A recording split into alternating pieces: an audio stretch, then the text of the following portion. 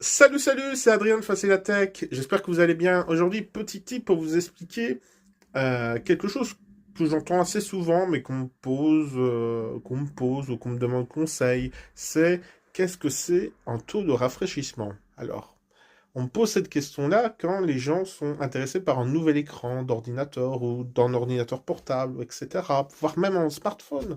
Pourquoi pas? Alors, pour vous expliquer, un taux de rafraîchissement qu'on appelle aussi fréquence d'écran, c'est pas le taux de rafraîchissement que vous avez bu les 2 dernières heures, hein. Ça, c'est pas ça. C'est le nombre de fois qu'il va y avoir une image qui va apparaître sur votre écran par seconde. Alors, qu'est-ce que tu me racontes, Adrien? Qu'est-ce que tu me racontes? Faut voir l'écran comme un gros PowerPoint.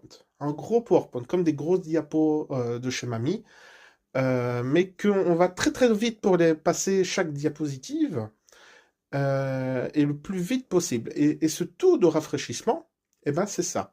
C'est combien de fois, en une seconde, on va avancer ces diapositives. Par exemple, le taux veut dire conventionnel actuellement des écrans, euh, entrée de gamme, on va dire, c'est 60 Hz. Hertz, c'est l'unité de mesure pour le taux de rafraîchissement qui est, par exemple, 60 Hz, on va y avoir 60 images par seconde. Ah, donc, sur une seconde, si on arriverait à arrêter le temps, il y a 60 diapositives qui vont passer. Ça, c'est... Je vulgarise vraiment la chose. Donc, si on veut un confort visuel, on va aller de plus en plus haut. On va aller à du 120, à du 165 Hz, voire plus et plus. Donc plus ce taux-là de Hertz est élevé, plus on sera moins fatigué parce que on aura les images seront plus fluides, hein, il y aura plus d'images qui apparaîtront en une seconde.